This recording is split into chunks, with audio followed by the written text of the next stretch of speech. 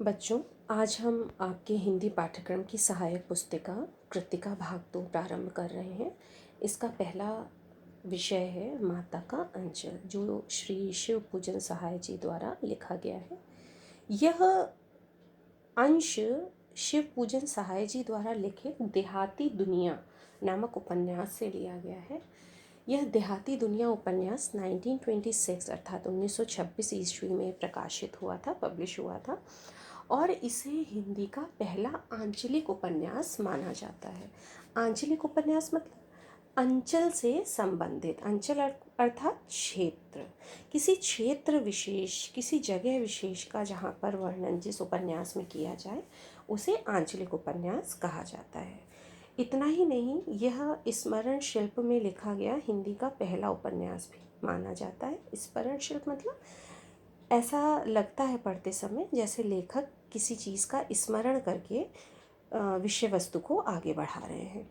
इसमें ग्रामीण जीवन का चित्रण ग्रामीण जनता की भाषा में ही किया गया है, अर्थात जो उस क्षेत्र विशेष की भाषा है उसी भाषा में ही वर्णन किया गया है, उस भाषा को परिवर्तित नहीं किया गया है।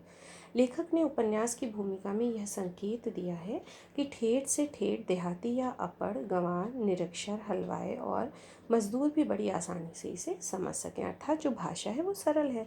आत्मकथात्मक शैली में लिखे गए इस उपन्यास का कथाशिल्प अत्यंत मौलिक और प्रयोगधर्मी है। आत्मकथात्मक शैली अर्थात आत्मकथात्मक शैली का अर्थ है जिसमें लेखक स्वयं को भी एक चरित्र मान लेता है। ठीक है, जहाँ पर लेखक स्वयं को भी एक चरित्र मानकर कहानी का गठन करता है वो कहलाता है आत्मकथात्मक शैली। शिशु चरित्र भोलानाथ कथानक का दृष्टि बिंदु है। एक जो मुख्य कैरेक्टर है, बच्चे का कैरेक्टर है, उसका नाम है भोलानाथ। वो इम्पॉर्टेंट कैरेक्टर है और उसी के आगे पीछे कहानी घूमती है। संकलित अंश में ग्रामीण अंचल और उसके चित्रों का एक अनोखा चित्र है। बालकों के खेल, कौतूहल, माँ की ममता, पिता का दुलार, लोकगीत आदि अनेक प्रसंग इसमें शामिल हुए हैं। शहर की चकाचौंध से दूर गांव की सहजता को रचनाकार ने आत्मीयता से प्रस्तुत किया है। यहाँ बाल मनोभावों की अभिव्यक्ति करते करते लेखक ने तत्कालीन समाज के पारिवारिक परिवेश का चित्रण किया है। मतलब इस अंश में बालक किस तरह से खेल खेला करते हैं, किस तरह से बालकों को चीज़ें आकर्षित करती हैं, माता की कैसी ममता होती है, माता का कैसा स्नेह होता है बच्चों के लिए, पिता का कैसा स्नेह होता है। बहुत सारे लोकगीतों की पंक्तियाँ भी इसमें सम्मिलित की गई हैं और यह भी बताया गया है कि गांव का जो जीवन है बहुत ही सहज है, बड़ा ही सरल है। शहर की चकाचौंध से अप्रभावित अभी गांव हैं और स्पेशली 1926 का वर्णन है तो उस समय तो गांव और भी ज़्यादा अछूते थे। आज तो फिर भी गांवों में बहुत सारी सुविधाएं उपलब्ध हैं, शहर की बहुत सारी चीज़ें गांवों में आ गई हैं, चाहे वो व्यवहार हो, चाहे लोगों का स्वभाव हो, चाहे बनावटीपन हो। लेकिन 1926 के दौर में वास्तव में जो गांव थे बहुत ही सरल सहज हुआ करते थे। लोगों का जो जीवन था बहुत ही आसान हुआ करता था। इस पाठ में आपको बहुत सारे रीति रिवाजों का भी चित्रण मिलेगा जो उस समय क्षेत्र विशेष में प्रचलित थे। तो हम पाठ की ओर चलते हैं। Page number 1। जहाँ लड़कों का संग तहाँ बाजे मृदंग, जहाँ बुढ़ों का संग तहाँ खर्चे का तंग। मृदंग क्या है? एक तरह का इंस्ट्रूमेंट होता है, म्यूज़िकल इंस्ट्रूमेंट जिसे वाद्य यंत्र कहते हैं। तो कह रहे हैं कि जहाँ लड़कों का संग, जहाँ लड़कों मतलब जाति विशेष पर मत जाइएगा, लड़कों का मतलब हुआ बच्चे। जहाँ पर बच्चे होते हैं तहाँ बाजे मृदंग, वहाँ पर कई तरह के वाद्य यंत्र बजते हैं, मतलब वहाँ पर खुशियाँ रहती हैं। और जहाँ बुढ़ों का संग, जहाँ बुज़ुर्गों का साथ होता है, तहाँ खर्चे का तंग, वहाँ पर वे खर्चों के विषय में ही चर्चा करते रहते हैं क्योंकि बड़ों पर घर की जिम्मेदारी होती है। बच्चे इन सारी जिम्मेदारियों से बेफिक्र होकर केवल अपने जीवन में ही रमे रहते हैं, अपने खेल कूद में ही रमे रहते हैं, उनकी एक अलग दुनिया होती है। लेकिन जो बुज़ुर्ग होते हैं उन पर घर की जिम्मेदारी होती है और इसलिए अधिकांशतः बड़े बुज़ुर्गों की बात में आपने खर्चों की बात सुनी होगी। आगे बढ़ते हैं। हमारे पिता तड़के उठकर, तड़के मतलब सुबह बहुत जल्दी, निपट नहाकर पूजा करने बैठ जाते थे। हम बचपन से ही उनके अंग लग गए थे। अंग लगने का मतलब बहुत नज़दीक थे अपने पिताजी के। यहाँ पर आत्मकथात्मक शैली में ये लिखा गया है, तो यहाँ पर लेखक स्वयं को भोलानाथ की जगह रखकर बात कर रहे हैं और उस भोलानाथ के पिता अर्थात अपने पिता के विषय में बता रहे हैं कि उनके जो पिताजी थे सुबह बहुत जल्दी उठ जाते थे और नहा धोकर पूजा करने बैठ जाते थे। यह अपने पिता के बहुत नज़दीक थे, बहुत क्लोज थे। माँ से केवल दूध पीने तक का नाता था। पहले ये होता था ना कि माता घर के परिवार के जिम्मेदारियों में लगी रहती थी, तो बच्चों को जब भूख लगती थी तो वे माता के पास अपने भूख का निवारण करने के लिए आ जाते थे और फिर खेलने कूदने लगते थे।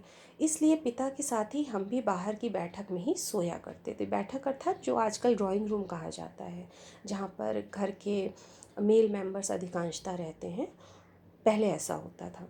तो वहीं पर पिताजी के साथ बैठक में ही सो जाते थे।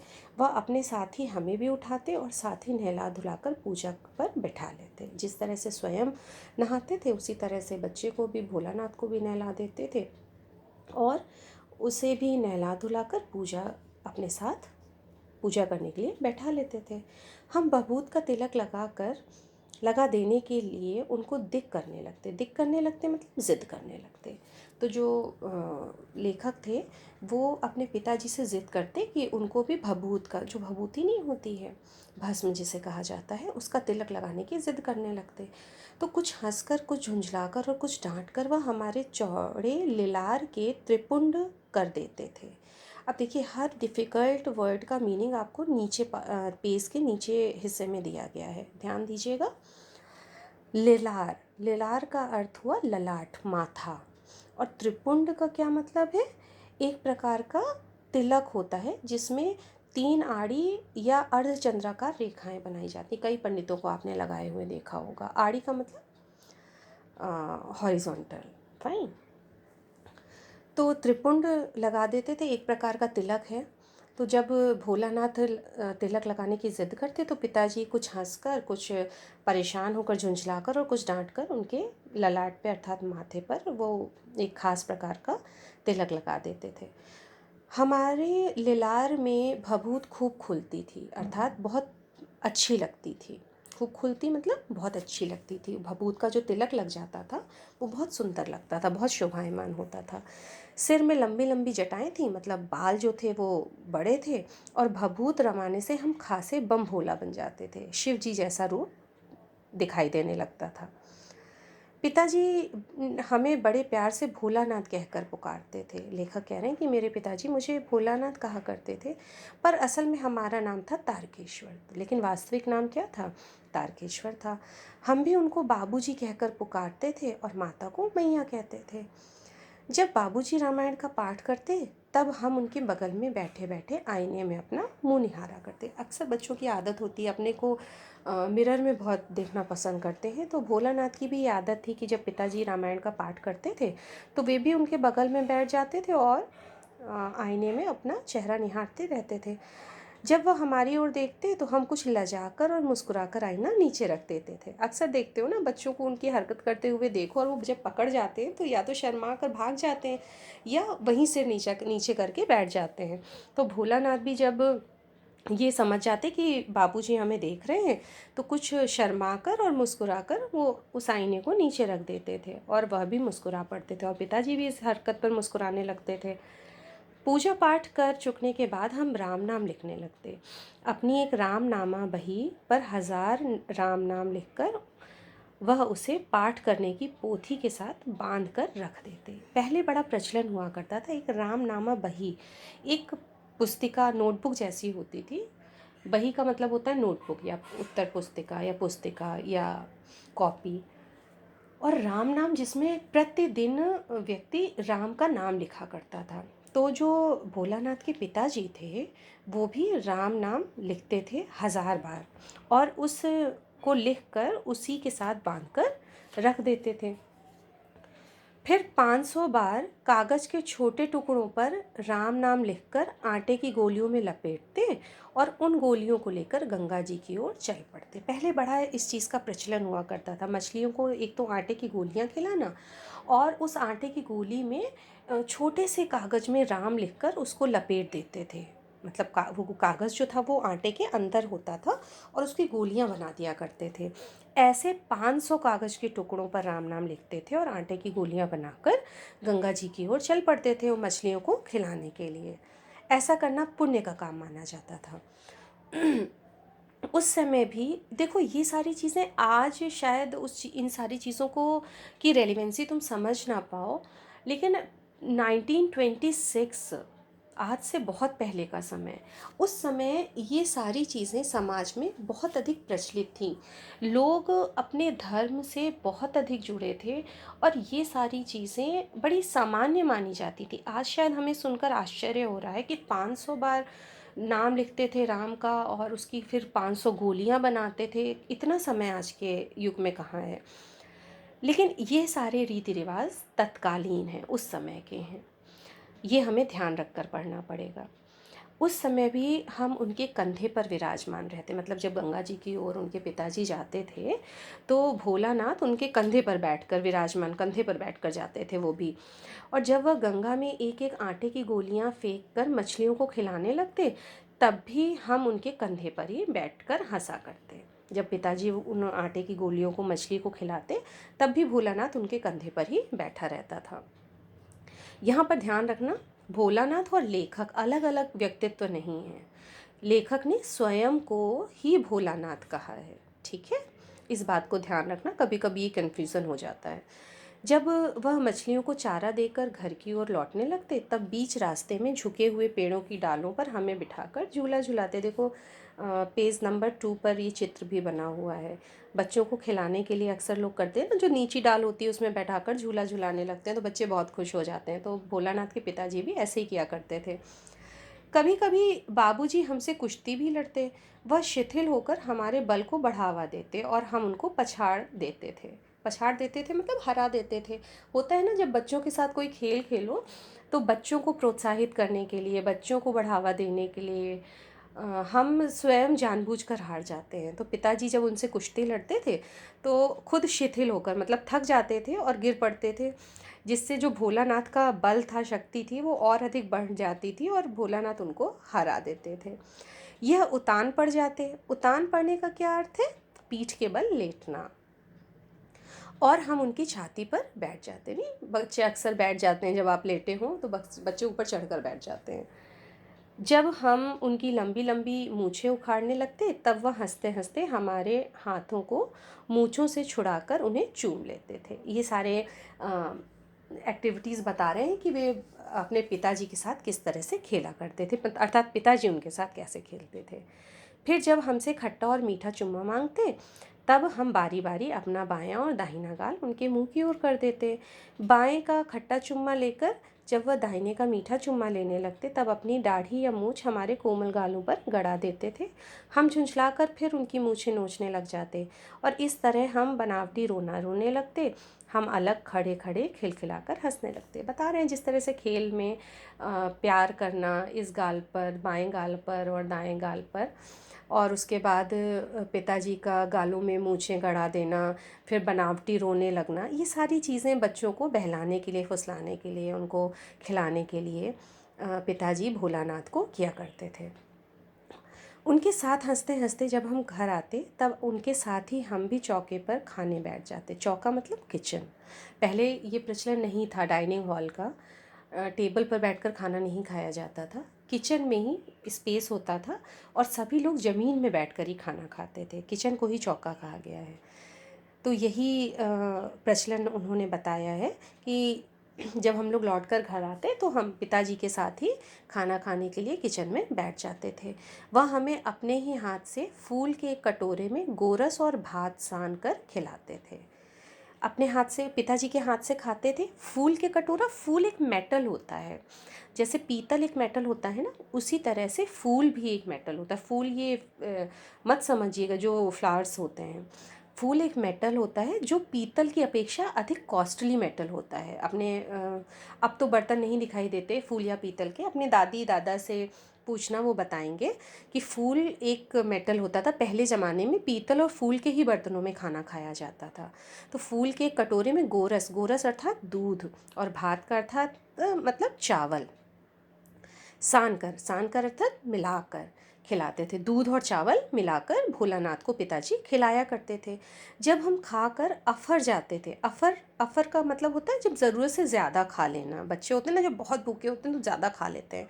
तो कह रहे हैं कि जब हम खाकर अफर जाते, तब मैया थोड़ा और खिलाने के लिए हट करती। माँ की हमेशा आदत होती है, माँ की हमेशा ये आदत होती है कि उसको अपना बच्चा हमेशा भूखा लगता है। उसको लगता है कि बच्चे ने पेट भर के नहीं खाया जब तक वो अपने हाथ से नहीं खिला लेती है बच्चे को। तो जब पिताजी खिलाते तो माँ को लगता कि ये अभी भूखा रह गया है, तो माँ उसको थोड़ा और खिलाने के लिए हट करती, अर्थात ज़िद करने लगती। वह बाबूजी से कहने लगती, आप तो 4-4 दाने के कौर बच्चे के मुंह में देते हैं, इससे वह थोड़ा खाने पर भी समझ लेता है कि हम बहुत खा गए हैं। आप खिलाने का ढंग नहीं जानते, बच्चों को भर मुंह कौर खिलाना चाहिए। अब यहाँ माँ पिता को समझा रही है कि बच्चों को ज़रा ज़रा सा मत खिलाया करो, ज़रा ज़रा सा खाएंगे, देर तक खाएंगे और उन्हें लगेगा कि हम बहुत ज़्यादा खा चुके हैं। बच्चों को भर मुंह कौर खिलाने चाहिए, मतलब मुंह भर, इतना खिलाओ कि मुंह भर जाए उसका। बड़े बड़े कौर खिलाने चाहिए जिससे बच्चा कम समय में ज़्यादा खा ले। ये माँ का अपना सोचना था, और अधिकांश माँ इस तरह का सोचती हैं कि उनका बच्चा भूखा ना रहे। इसलिए जब कोई और खिलाता है तो उन्हें भरोसा नहीं होता कि बच्चे का पेट भरा है या नहीं है। वो स्वयं जब तक बच्चे को नहीं खिला लेती तब तक संतुष्ट नहीं होती। जब खाएगा बड़े बड़े कौर तब पाएगा दुनिया में ठौर। और ये देखो, एक ये कहावत है गांव की कि जब खाएगा बड़े बड़े कौर तब पाएगा दुनिया में ठौर, अर्थात जब वो बड़े बड़े कौर खाएगा तब वह दुनिया में ठहर पाएगा। दुनिया में पाएगा ठौर का क्या मतलब हुआ? दुनिया में ठहर पाएगा, इस दुनिया में सरवाइव कर पाएगा। देखिए मैं खिलाती हूँ, मर्दुए क्या जाने बच्चों को कैसे खिलाना चाहिए, और महतारी के हाथ से खाने पर बच्चों का पेट भी भरता है। मर्दुए अर्थात मेल्स, मर्द, कि मर्द क्या जाने कि बच्चों को कैसे खिलाना चाहिए। महतारी अर्थात माँ के खाने से ही बच्चों का पेट भरता है। वह यह कहकर थाली में दही भात सानती और अलग अलग तोता, मैना, कबूतर, हंस, मोर आदि के बनावटी नाम से कौर बनाकर यह कहते हुए खिलाती जाती कि जल्दी खा लो नहीं तो उड़ जाएंगे। ये माँ के खिलाने का तरीका होता है कि अलग अलग शेप के कौर बनाती दही भात के, और उन्हें बच्चों को फुसला फुसला कर खिलाती और कहती कि ये सब चिड़ियाँ हैं, अगर तुम इनको नहीं खाओगे तो ये सब उड़ जाएंगी। पर हम उन्हें इतनी जल्दी उड़ा जाते थे कि उड़ने का मौका ही नहीं देते थे। लेखक कह रहे हैं कि जब हम बचपन में जब माँ खिलाती थी तो माँ कहती थी कि जल्दी से खा लो नहीं तो ये उड़ जाएंगे, और हम लोग इसी कंपटीशन में कि ये उड़ ना पाए हम जल्दी से खा लिया करते थे। जब हम सब बनावटी चिड़ियों को चट कर जाते थे तब जी कहने लगते, अच्छा अब तुम राजा हो, जाओ खेलो। राजा हो प्यार से कहते थे कि अब तुम राजा बेटा बन गए हो, अब जाओ खेलो, पेट भर चुका है। बस हम उठकर उछलने कूदने लगते, फिर रस्सी में बंधा हुआ काठ का घोड़ा लेकर नंग धड़ंग बाहर गली में निकल जाते। उस समय बहुत ज़्यादा एक्सपेंसिव टॉयज़ तो होते नहीं थे। काठ का घोड़ा, काठ मतलब लकड़ी, लकड़ी का कोई घोड़ा होगा उनके पास खिलौने के रूप में, और बिना कपड़े पहने ही गली में भाग जाया करते थे। जब कभी मैया हमें अचानक पकड़ पाती तब हमारे लाख छटपटाने पर भी एक चुल्लू कड़वा तेल हमारे सिर पर डाल ही देती। हम रोने लगते और बाबूजी उस पर बिगड़ कर खड़े हो जाते। और माँ हमेशा जानते हो कि बच्चों को सजाने संवारने में पीछे नहीं रहती। तो जब ये बाहर निकल जाते बिना कपड़े पहने, तो जैसे ही माँ के पकड़ में आते वैसे ही माँ इनको पकड़कर सिर में कड़वा तेल लगा देती। कड़वा तेल मतलब सरसों का तेल सिर में लगा देती, और बच्चों को ये सब तो अच्छा लगता नहीं है, वह रोने लगते और बाबूजी उस पर बिगड़ कर खड़े हो जाते। अब उनके रोने पर जानते हो ना, जब बच्चा रोता है तो घर के सभी बड़े जो होते हैं वो उसके फेवर में खड़े हो जाते हैं। तो इसी तरह भोलानाथ के पिताजी भी माँ पर बिगड़ने लगते कि ये सब क्यों कर रही हो जिसके कारण उसे रोना आ रहा है। पर वह हमारे सिर में तेल बोत कर हमें उबट कर ही छोड़ती। लेकिन माँ तो फिर माँ ही है, वो जब तक बोत कर मतलब जब तक पूरे सिर में अच्छे से तेल नहीं लगा देती तब तक वो हमें छोड़ती नहीं थी। फिर हमारी नाभि और लिलार में काजल की बिंदी लगाकर चोटी गूंथती और उसमें फूलदार लट्टू बांधकर रंगीन कुर्ता टोपी पहना देती। हम खासे कन्हैया बनकर बाबूजी की गोद में सिसकते सिसकते बाहर आ जाते। मतलब कुल मिलाकर जो माँ थी वो बच्चे को सजा कर संवार कर अच्छे से चोटी बनाकर अच्छे कपड़े पहनाकर उन्हें राजा बेटा बिल्कुल बना देती थी। और कह रहे हैं हम बिल्कुल कन्हैया जैसे लगने लगते थे। और बाबूजी की गोद में सिसकते सिसकते मतलब रोते रोते वो सारे ये काम करवाते थे, क्योंकि बच्चों को तो इस तरह के काम अच्छे नहीं लगते ना। लेकिन माँ तो ज़बरदस्ती उनको सजा कर संवार कर ही बाहर भेजती थी। बाहर आते ही हमारी बाट जोहने वाला बालकों का एक झुंड मिल जाता था। हम उन खेलों के साथियों को देखते ही सिसकना भूलकर बाबूजी की गोद से उतर पड़ते और अपने हमजोलियों के दल में मिलकर तमाशे करने लगते। अच्छा, जैसे ही बाहर उनको अपने फ्रेंड सर्कल मिल जाता, बालकों का झुंड मिल जाता, तो उनको देखकर वो सारा रोना भूल जाते और बाबूजी की गोद से जल्दी से उतरकर उन हमजोलियों मतलब साथ में खेलने वालों के साथ तमाशे करने लग जाते। तो आज के अंश में हम इतना ही पढ़ेंगे। बाकी का पाठ हम अगले सेशन में पढ़ेंगे। यहाँ तक आपने देखा कि किस तरह से जो गांव के रीति रिवाज जीवन का एक महत्वपूर्ण अंग बन चुके हैं, वो उन सारे महत्वपूर्ण अंगों का वर्णन किया गया। किस तरह से माँ बच्चे को प्रेम से खाना खिलाती है, किस तरह से बच्चे को सजाती है संवारती है। पिताजी के लाख बिगड़ने पर भी वे बच्चे का ध्यान रखना छोड़ती नहीं है। इस तरह से यहाँ तक हमने माँ का प्रेम देखा, पिताजी का दुलार देखा और साथ ही उस समय प्रचलित रीति रिवाजों का वर्णन भी पढ़ा। इसके बाद का अंश हम नेक्स्ट क्लास में पढ़ेंगे।